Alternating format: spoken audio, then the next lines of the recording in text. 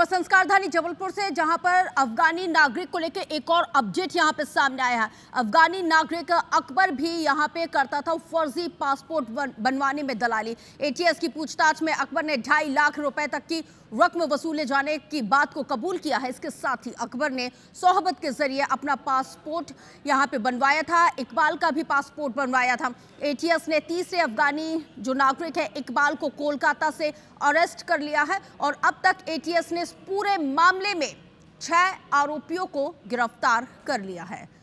ज्यादा जानकारी के साथ विजेंद्र हमारे साथ फोन लाइन पर जुड़ गए। विजेंद्र, अब तक 6 आरोपी गिरफ्तार किए जा चुके हैं और क्या कुछ खुलासे हुए? बिल्कुल, सोहबत खान को एटीएस ने सबसे पहले जबलपुर से गिरफ्तार किया था रश्क, और उससे पूछताछ में लगातार ये खुलासे हो रहे थे कि देश में अवैध रूप से रह रहे अफगानिस्तानियों का एक नेटवर्क काम कर रहा है।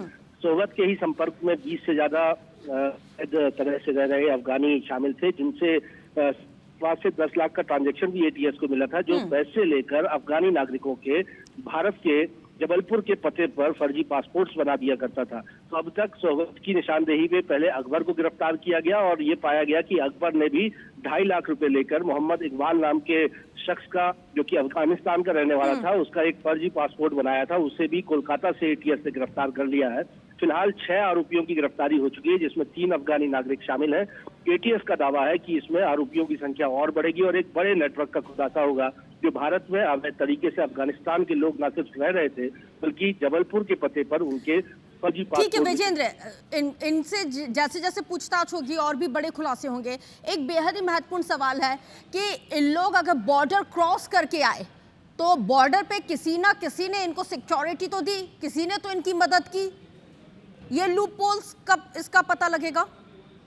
बिल्कुल, अगर इकबाल करते हैं तो इकबाल करीब 2 साल पहले अपने पिता के साथ भारत आया था और वापस, जो उसको वीजा के तहत उसे वापस जाना था, लेकिन उसने वापस ना जाते हुए यहाँ पर ही वो रहने लगा था।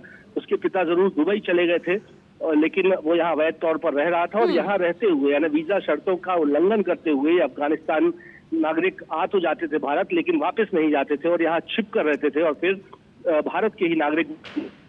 चलिए, आप नजर बना के रखिएगा, अपडेट आपसे आगे भी लेंगे। शुक्रिया जानकारी साझा करने के लिए।